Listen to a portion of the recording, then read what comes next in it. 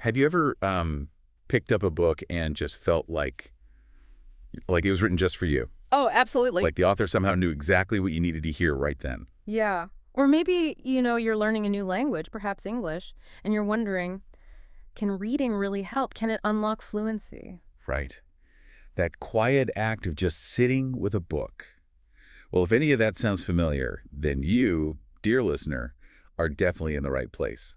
Welcome to the deep dive. Indeed. And here we don't just skim the surface. We gather all sorts of sources, articles, research our own notes, and we really try to pull out the most important bits, the knowledge, the surprising facts. Mhm. And today we're taking a really fascinating deep dive. We're looking into the world of books. It's such a rich world. It really is. And specifically, their powerful connection, which I think is often underestimated, to learning English. Yeah.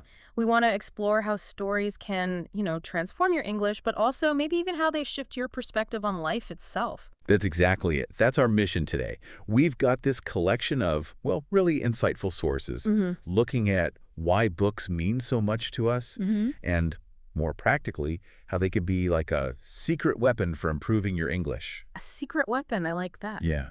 So our goal is to give you practical knowledge, share some genuinely surprising things, and maybe spark a few of those aha moments. Love those. Right. The kind that make reading in English feel not just effective, but actually rewarding, enjoyable even. Definitely. So, ready to turn the page with us? Let's jump right in. Okay, so let's start with something, well, quite personal. We all have one, don't we? That one story. That book that it doesn't just sort of pass through your mind. It stays. It really does. It affects how you think. Or maybe it just brings this immense, solid joy whenever you think about it or pick it up again. Yeah, it becomes more than just words on a page. Exactly. It kind of weaves itself into who you are. So for this deep dive, let's explore those. Right. Those special literary guides. What's that one book for you, that companion that really holds that kind of meaning? It's fascinating, isn't it, how sometimes a really simple story can just get under your skin like that and have such a huge lasting impact. For me, no question, it's The Alchemist by Paulo Coelho. Oh. It's not, super complex in terms of the plot itself, but the depth is in its simplicity. It's sort of allegorical power. Right. At its core, it's about this young shepherd boy, Santiago, from Andalusia. And he has this dream about finding treasure near the pyramids in Egypt. Okay. So he bravely sells his sheep, leaves everything familiar behind, and just sets off on this massive adventure. I feel like I've heard so many people mention The Alchemist. It seems to have really touched a nerve, across different ages and cultures. It really has. What was it about Santiago's journey or the book's message that clicked so deeply with you? Well, as he travels, through deserts, meeting different people, there's this wise old king, a crystal merchant, an actual alchemist.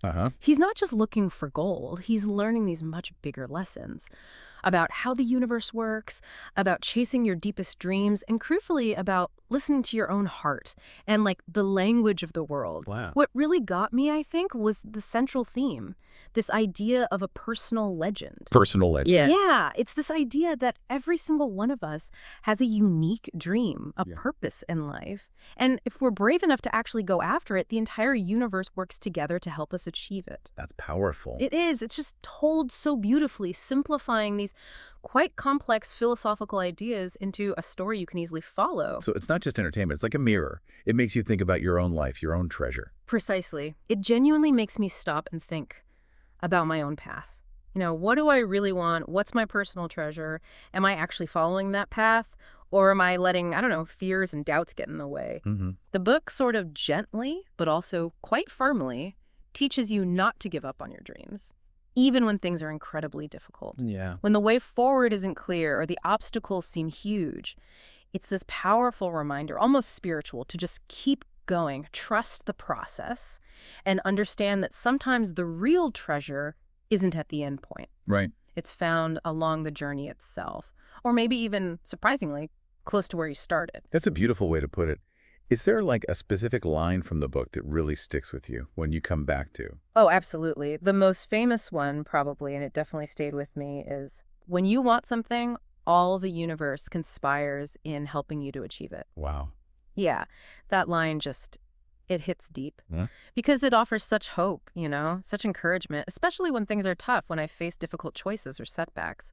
Yeah. It feels like more than just optimism. It suggests this, I don't know, deep connection between what you truly desire, your calling, and how the world can sometimes just open up to help you. That's very comforting. It is. Very comforting, very empowering. It's like this constant little reminder that believing in yourself and your path can actually make things happen. That's genuinely beautiful. I can see why it resonated so much. And I bet many listeners might feel inspired to check out The Alchemist now. I really hope they do. And, for listeners learning English, there's another very practical plus side. Oh, yeah. It's not a super long book, maybe around 160 pages, something like that. Okay. And the English isn't overly complicated. It doesn't use tons of really old or difficult words. It's profound, yes, but the language is pretty clear and direct. That's really useful to know. Which makes it a great option if you want to try reading a whole novel in English, but you don't want to get bogged down, Right. Feel overwhelmed by complicated sentences or tons of new vocabulary. Exactly. It's accessible, but still delivers that powerful message. You can focus on the story and its meaning, not struggle with every single word. That's a fantastic practical tip. Okay, my turn then. My favorite book is, it's a classic children's book, actually. Charlotte's Web by E.B. White. Ah, true classic. I know. Some people might think a kid's book, but honestly, I still absolutely love it as an adult. I go back to it often. Yeah, some books just transcend age, don't they? They really do. It's one of those you can read over and over at any age and find something new or just, feel comforted by it. It's just simple storytelling at its best. Absolutely, Charlotte's Web. Such a charming story. It's about the pig, Wilbur, and the spider, Charlotte, right? Exactly. That's the heart of it. And it's all about the most fundamental things, really. Yeah. Genuine friendship, kindness, Mm-hmm. and the huge impact, the transformative power of helping others, even when it seems difficult or inconvenient. Right. Charlotte helps Wilbur. She does. Yeah. Wilbur's, destined for, well, not a good end on the farm. Yeah. And Charlotte, this small spider, helps him in the most clever way, weaving words into her web, praising him. It's ingenious. It is. Yeah. And their friendship is just so touching, so pure and selfless. It's the kind of bond that makes you smile. And honestly, it makes me tear up every single time I read it. The emotional depth, even in what seems like a simple story, is amazing. It touches on life, death, loyalty, the beauty of nature, all through these animal characters. I remember reading that as a kid, too. And you're right. It's so warm, so gentle, full of this quiet wisdom.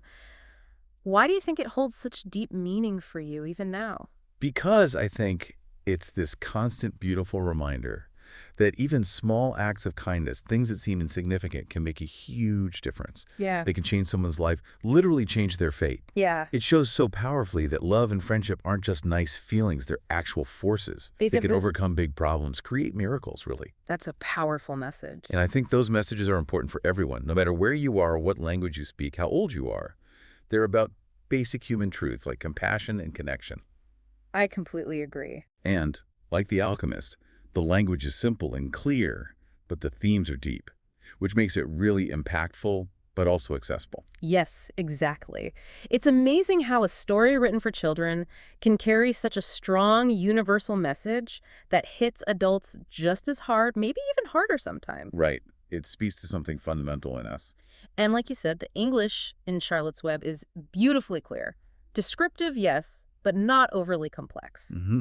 So another great choice for our listeners learning English. It lets you enjoy the story, get immersed without too much, linguistic struggle, which is so important for building confidence and finding pleasure in reading. Definitely.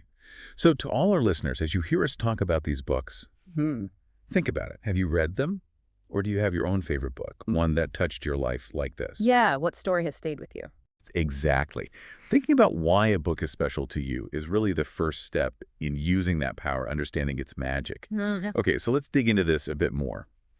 Beyond these specific stories that grab our hearts, what is it about books generally that makes them so special? What's this lasting appeal that connects us so deeply to just pages and ink? That's a really good question.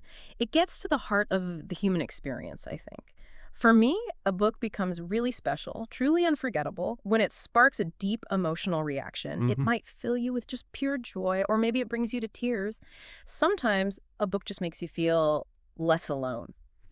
like someone else understands your fears or feelings. Right, that sense of connection. Exactly. Yeah. And crucially, a special book often teaches you something important about yourself, maybe, or the world, something you didn't even know you needed to learn. When a story really connects to your life, your past, your hopes, your dreams, it doesn't just sit in your head like information. It stays in your heart. It becomes part of you. And that is where real learning, especially language learning, happens when it feels personal. That makes total sense. It's more than just getting information, isn't it? Oh, much more. A really good book isn't just entertainment. It's like a vehicle for life lessons. It can offer new ways of seeing things, challenge your ideas, or even fundamentally change how you see the world and your place in it. It's transformative, not just for your mind, but for your whole being. Absolutely. I remember when I first read The Alchemist, it didn't just tell me a story, it actively made me think about my own goals, my dreams, in a very real way. How so? I started asking myself those deep questions, What do I really want? Right. What's my personal treasure? The book pushed me into this genuine self-reflection about my purpose. It felt like Santiago's journey was mirroring my own potential. Wow.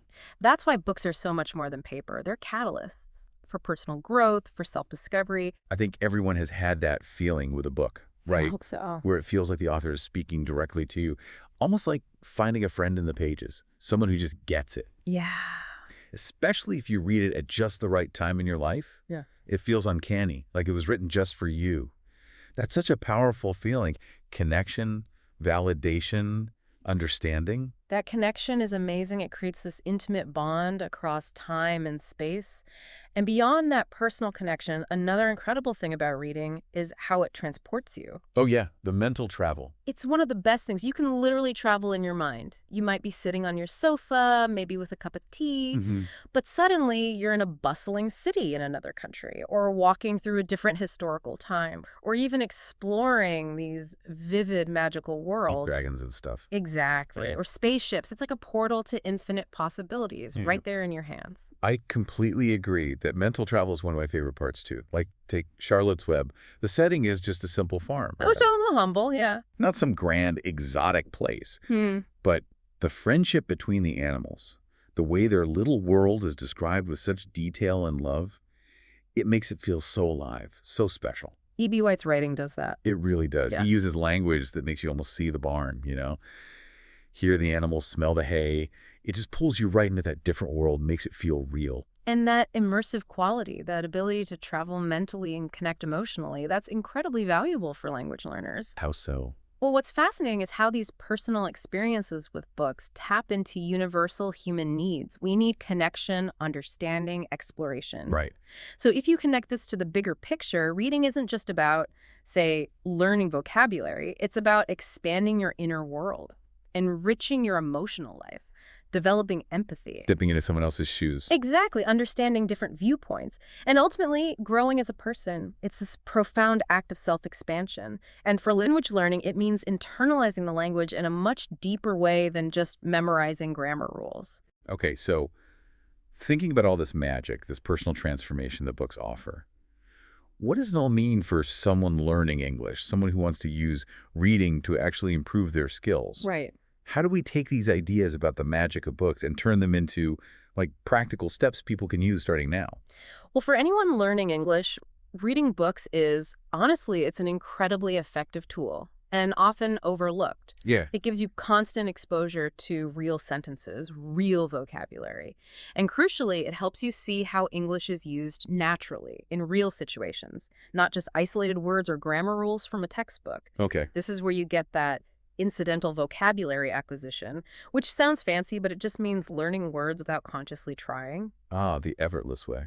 Kind of. Did you know studies show that even just 15 minutes of enjoyable reading a day can significantly boost your vocabulary over a year? Wow, 15 minutes. Yeah. For many people, it's way more effective than just studying grammar lists. When you see a new word in a story, the context helps you guess the meaning. Right, you piece it together. Exactly. And your brain makes those connections naturally. It sticks better than just memorizing a list. Your brain starts recognizing patterns, structures. Yeah. Building this deeper intuitive grasp of the language. That's a really surprising fact, and it makes sense why reading feels so powerful. It's natural learning. Yeah. And you definitely don't need to start with, super difficult books, right? That can be really discouraging. Oh, absolutely not. That can lead straight to burnout. Yeah. So I'd strongly suggest starting with simpler books, easier ones. Even books written for kids or teenagers can be incredibly beautiful, really meaningful. Totally agree. They often have deep messages, but in clear, straightforward language. Sometimes, honestly, those are the books that teach us the most important things about life, courage, kindness. And they're perfect for building confidence and vocabulary comfortably. Exactly. That's such a key piece of advice. And when you are reading, it is absolutely 100% okay if you don't understand every single word. Right. People worry about that. They do. But it's expected. The most important thing is just to enjoy the book, keep the flow going, keep reading. So guess the meaning. Yeah, practice guessing from the context. Look at the sentences around it. What are the characters doing? Feeling. Or, if a word seems really important, maybe jot it down quickly and look it up later. But don't stop constantly. Exactly. Don't let the fear of missing one word kill your momentum. The goal is understanding the story and enjoying it, not perfect translation of every single word. Your brain learns patterns much better when it's relaxed and into the story, not stressed about definitions. Okay, that's helpful. And what if you want to practice speaking too? Can reading help with that? Oh, definitely. A great way is to try reading aloud. Ah, okay. Just take a paragraph you like, maybe one with interesting dialogue, and read it out loud, slowly, clearly. So you're working on pronunciation. Exactly. Pronunciation, intonation, the rhythm of English, your overall fluency, all while still enjoying the story. It's a great multisensory approach, eyes and voice working together. You're building that muscle memory for English sounds. That sounds like a powerful technique. It really is. And another idea, which is fun and super effective, write a little bit about the book after you read. Like a book report. Not necessarily a big report, even just a few sentences in a notebook. Like, you could write, "My favorite character was Wilbur because he was kind and brave." Simple stuff. Or for The Alchemist. Maybe. Santiago learned to trust his heart. His journey showed me true treasure is inside. Something like that. It helps you remember new words, solidify the plot in your mind, and practice writing naturally, meaningfully. It makes it stick. That's great practical advice. Yeah. And sharing books, talking about them with friends or other learners, that must be good too. Oh, incredibly beneficial and enjoyable. Talk about them together. Don't be shy. Ask questions like, "What did you think of the ending?" Or, "Did you like the main character? Why?" Did this book make you think differently? Exactly. Talking about books is a fantastic, low-pressure way to practice English in a real conversation. It makes learning social, interactive, fun. It takes English out of the textbook and makes it a living thing you use to connect. Right. It becomes real communication. Precisely. Yeah. In fact, maybe we should give listeners some actual phrases they can use to make those book chats easier, more confident. Oh, perfect. Practical tools. Yeah, this is where it gets really useful. Tools you can use today to talk about what you're reading. Okay, great. So let's say someone asks, what's your favorite book? How can you answer that smoothly? Sound natural. Okay, good question. You can start simple. My favorite book is title, like my favorite book is Charlotte's Web. Clear? Direct? Then add a quick summary. It's about Schultz summary. So it's about a pig and a spider who become friends and help each other. Okay. And then, this is important, try to say why you like it. That adds the personal touch, makes it more interesting. You could say, "I like it because it's emotional and sweet." Or maybe for The Alchemist, "I like it because it teaches a big lesson about following your dreams." That explains your connection. Those are really clear structures. Yeah. Easy to use. What about other ways to talk about how you felt reading a book? Like if you really got into it. Good point. Here are a few useful phrases. "I couldn't stop reading it." That means it was super gripping, It's a right? page turner. Exactly. Or just simply, it was really exciting if there was lots of action or suspense. Okay. The story was easy to follow.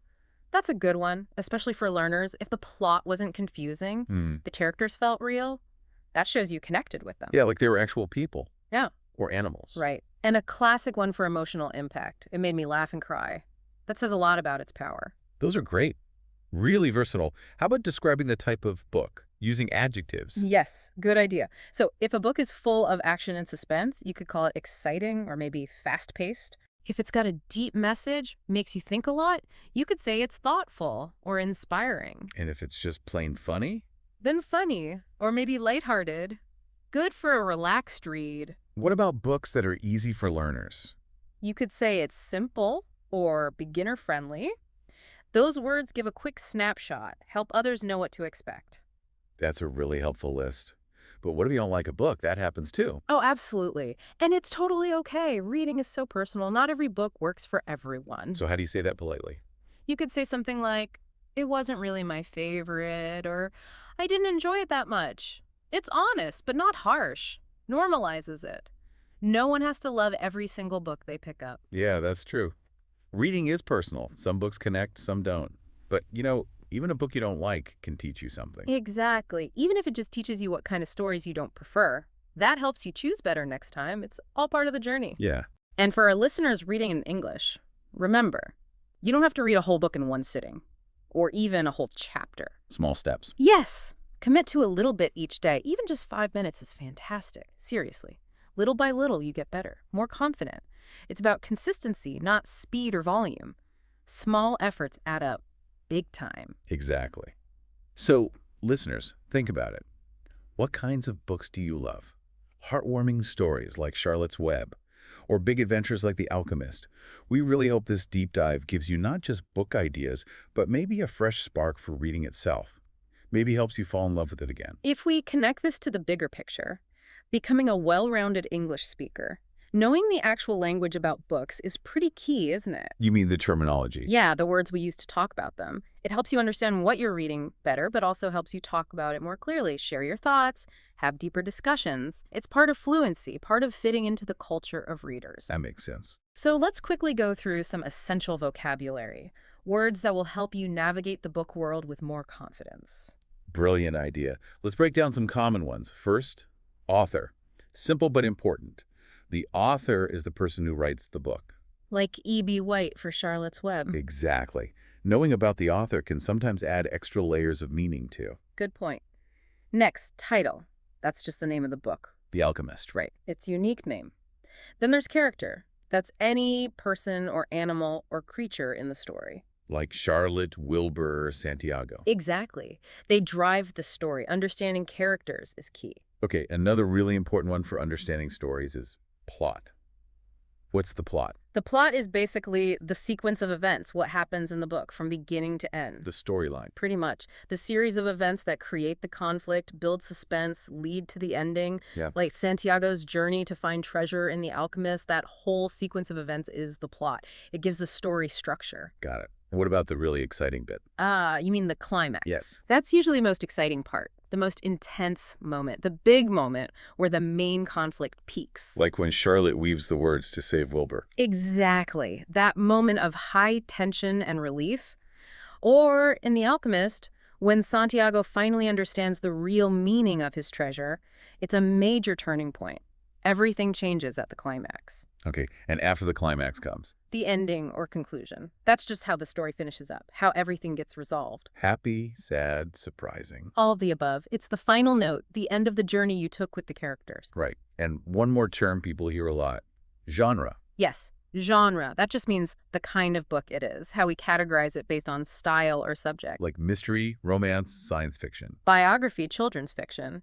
Yeah. Knowing the genre gives you a clue about what to expect, helps you choose books you'll like. The Alchemist is often called allegorical fiction or philosophical fiction. That tells you something right away. Okay, that makes sense. Understanding genres helps you find more books you might enjoy. Perfect. These words are super practical. They'll help anyone talk about books with more clarity and confidence. Maybe we can do a quick example. Good idea. Yeah. You want to try with Charlotte's Web? Sure. Okay, so my favorite book is Charlotte's Web. The author is E.B. White. The main characters are Wilbur the pig and Charlotte the spider. The plot is about their friendship and how Charlotte saves Wilbur. The climax is when she weaves her special words in the web. The ending is emotional but beautiful. And the genre is children's fiction, but adults love it too. Wow, that was perfect, so clear, covered everything. Listeners, I really encourage you, try doing that yourself. Pick a book you like, any book, and try describing it using these words. Author, title, character, plot, climax, ending, genre. Say it out loud. Or write it down. It's great practice. It makes the vocabulary stick and seriously boosts your ability to talk about books, which is a common thing in English conversations. Okay, let's unpack this more. Let's talk about actually building a consistent reading habit in English. Or reading life, really. Yeah. Because lots of people want to read more, especially in a new language, but they run into problems, right? Oh, yeah. Common barrier. Like, I just don't have time. Or it's too hard, I get lost. How do people get past those and actually make reading stick? That's such a key question. And yeah, a lot of people feel that way, especially with a new language. But here's the thing, and it's crucial. You don't need huge chunks of time. No. No. You just need a small plan, something manageable that fits your life. Instead of aiming for an hour, maybe just say, I'll read for 5 minutes every morning. Or, I'll read 2 pages before bed. Tiny habits. Exactly. The science shows these tiny, consistent actions build momentum. It's not about reading for hours. It's about reading a little bit, but every day. Consistency builds the reading muscle. That's spot on. And making it part of your routine, right? Like brushing your teeth. Yes. Integrate it. Make it automatic. The more you do it, the easier it gets. And think about all those little pockets of time. Waiting for the bus. Exactly. Or in a queue or during your coffee break. Those minutes add up really fast. Turns wasted time into valuable English practice. Okay, good point. What else helps keep people going? Choosing the right book for your level. Sounds obvious, maybe. But important. Super important. Don't start with something really difficult or academic. You'll just get tired, confused, frustrated. And then quit. Right. Start with something simple, enjoyable, something you're actually interested in. And there are fantastic resources like graded readers. Yes, graded readers. Explain those quickly. Sure. They're books specifically written or adapted for English learners. They use simpler words, easier grammar, but they still tell a good story. And they come in levels. Yep. Beginner, intermediate, advanced. So you can find your level and slowly challenge yourself more as you improve. Lots of them are simplified versions of famous stories too. Sherlock Holmes, Peter Pan, even modern novels sometimes. So you can enjoy classics while learning. Exactly, without the frustration of constantly hitting words you don't know. That's brilliant. What about picture books? You mentioned those. Yes. Seriously, don't dismiss picture books. They are not just for kids. Okay. Many have amazing art and use simple, clear language to tell really profound or funny stories. You learn words by looking at the pictures your brain connects the word and image. Visual learning. Right. It makes understanding easier, less stressful. It's a fun, effective way to learn everyday English. Think of them as illustrated stories for beginners of all ages. That's a clever strategy, using the visuals. Okay, let's talk about understanding what you read. Sometimes you read a page, but it doesn't really sink in, you know? Yeah, comprehension struggles. What can people do to understand better, to feel more connected to the story? Good question. First, and this is key for actually enjoying reading, don't stress about understanding every single word. Let it go. Seriously, don't stop every few seconds for the dictionary. That kills your flow, makes reading a chore, and you miss the bigger picture. Focus on the main idea instead. Exactly. Ask yourself, what's happening here? Who's involved? How are they feeling? What's the main point of this section? Focus on the big picture. Your brain is surprisingly good at filling in blanks if you give it enough context. So be an active reader. Ask questions as you go. Yes. Pause now and then. Mentally ask, who's the main character here? Where are they? What's their problem right now? What just happened? Asking these questions keeps you focused, makes you think critically, helps you understand much more deeply. It's like having a mini conversation with the book. I like that. And what if a part is just really confusing? Don't get stuck. Keep reading to the end of the chapter or section. Often, if you go back and reread the confusing part after you have more context, it makes much more sense the second time. Ah, okay. Rereading helps. Definitely. And taking short notes can help too. Just a sentence or a few key words for important things. Charlotte writes words. Santiago follows dream. Helps you remember and track the story. Okay. And what about listening? Audiobooks. Oh, audiobooks are fantastic. A game changer for many. Listening while you read along is amazing for pronunciation, listening skills, understanding the rhythm of English, all at once. Seeing and hearing together. Exactly. It's like having a native speaker reading with you. Really helps you get the natural flow. Do graded readers have audio? Many do, which makes it super convenient.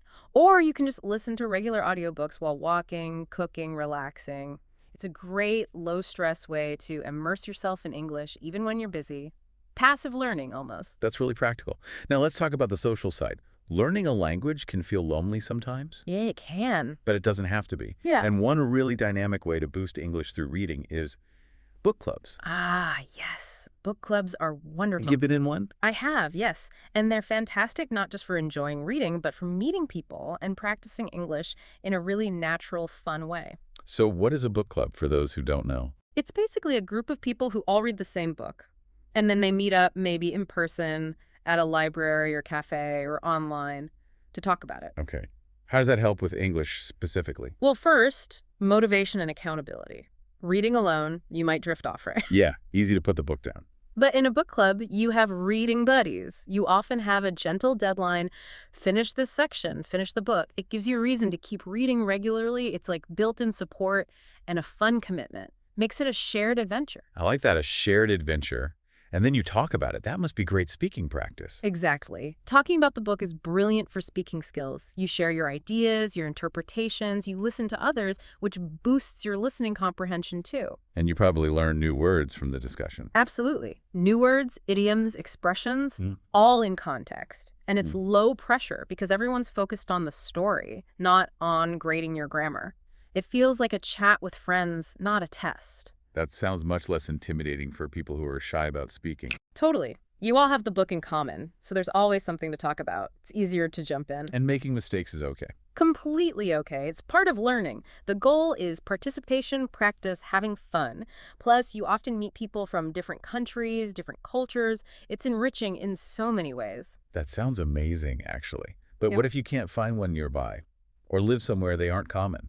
No problem these days. There are tons of great online book clubs. On Facebook, Goodreads, language learning sites. Just search Online Book Club English Learners or ESL Book Club. Loads of options. You can join discussions, connect with readers, practice English right from home. Super accessible. That's fantastic news for everyone. Yeah. Okay, related to goals and staying engaged. Reading challenges. Have you tried those? Yes, I have. They're really motivating. A reading challenge is basically setting a goal.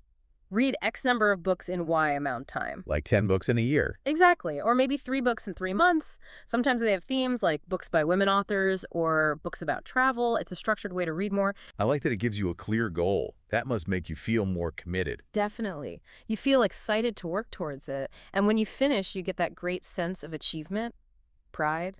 It fuels you for the next one, turns reading into a fun game. Yeah. And does it help you read different things? It often does. Maybe you only read fiction, but a challenge asks for a biography. Suddenly you're learning about history or someone's life. It broadens your horizons, pushes you out of your comfort zone. Great for learning vocabulary on new topics, too. Sounds great. Any tips for someone starting a reading challenge, especially an English learner? How do they succeed? Yeah, definitely. First, pick a realistic goal. One you can actually achieve. If you're busy, start small. Maybe 3 books in 3 months. Don't set yourself up to fail. Makes sense. Second, and maybe most important, choose books you actually want to read. Books you're curious about. Reading should be enjoyable, not a chore. If you like the book, you're way more likely to finish it. Good point. And third, track your progress. Write down the books you finish in a notebook. Or use an app like Goodreads or Storygraph. Seeing how far you've come is super motivating. It keeps you going, creates that positive feedback loop. That's a great tip for staying on track. Oh, okay. Okay, let's shift to maybe the biggest question for learners. How do you keep the motivation going long term? Learning a language is like a marathon sometimes. It really can feel that way. People lose steam, get discouraged. What helps keep that spark alive? How do we sustain the effort? That's a huge one, and something I think everyone struggles with at times. For me, the absolute most important thing is to keep remembering why you started. Your why. Yes. Why are you learning English? To travel, for a better job, to watch movies without subtitles. Reminding yourself of that ultimate personal goal helps you push through the tough patches. It's your fuel. That's powerful. What else? Choose books that genuinely excite you, things you're passionate about. If you love adventure, read adventure. Love animals, read about animals. Makes sense. When you're actually interested in the story, curious about what happens next, it's so much easier to read. Even if the vocabulary is tricky sometimes, the pleasure overrides the difficulty. And it's okay to take breaks, right? You don't have to read every single day. Oh, absolutely. That pressure can be too much. It's fine to rest for a few days, then come back refreshed. The key is consistency over time, even if it's slow with pauses. It's the long journey, not a sprint that leads to burnout. Okay. And you mentioned rewarding yourself. Yes, I find that helps. Finish a tough chapter. Finish a whole book. Give yourself a little reward. Watch your favorite show, have a nice coffee. It creates a positive link with reading, makes it something to look forward to, not just a task. That's smart. I also find talking about books helps me. with friends, family, even if my English isn't perfect. How does that help you? When I share the story or discuss characters, I feel like I remember it better. My understanding deepens, and I feel proud. Plus, it's speaking practice. That's great. And using tools like dictionaries or apps is okay, right? Yeah. But maybe not too much. Exactly. Use them, sure. Yeah. But don't spend ages looking up every word. That makes it tedious. Often, guessing from context is enough to keep going. Builds that intuition. And crucially, if a book is just too hard, or you're really not enjoying it, it is okay to stop. Yes. Permission to quit. Absolutely. Yeah. Reading shouldn't be stressful. It should be fun, helpful. There are millions of books out there. Find another one. Don't force yourself through something that's making you miserable. I actually have a quick story about that. Yeah. When I first started reading in English, I felt I had to read some big, difficult, classic novel. Oh, dear. Yeah. It was way too hard. Dense vocabulary, complex sentences. I gave up after a few pages, felt totally discouraged, thought, I can't do this. That's so common. Then a friend suggested a simple book of short stories. Much less scary. I finished it Yeah. in like a week, and I felt so happy, so accomplished. That feeling is gold. It really was. That small win gave me the confidence to keep going, to try other books, eventually harder ones. It showed me how important it is to find the right level and be patient with yourself. That's a perfect story. It's so relatable. The key is just to keep trying, keep exploring, find what works for you at each stage. Reading is a skill. It builds over time. Exactly. So to wrap this all up, remember, maybe join a book club for that social push. Yeah. Try a reading challenge for focus. Set realistic goals. Choose books you actually like. And please, be patient with yourself. Yeah. Reading in English is a journey, an adventure, and every single step, no matter how small it feels, it counts. It really does. Well said. And if we connect this to the bigger picture one last time, reading isn't just about learning English grammar or vocabulary. No. It's about exploring totally new worlds, meeting fascinating characters, experiencing different cultures, different times, and honestly, just having fun, discovering things about yourself too. They really are like magic portals. They are. Books can take you anywhere. A magical forest, a busy city far away, a spaceship, or even just deep inside your own imagination, finding new ideas, new feelings, new ways of seeing things. That's the real magic of reading, isn't it? Yeah. It just keeps giving. It does. And the more you read, the better your English will get. Yeah. Naturally. Almost without trying sometimes. You'll understand more, speak more confidently, maybe even start thinking in English more. It seeps in. It does. So, dear listener, our challenge, our encouragement to you is simple. Start small. Find a story that sparks something in you. Enjoy the journey. And just keep reading. So what incredible journey, what new world, what surprising discovery will your next book take you on?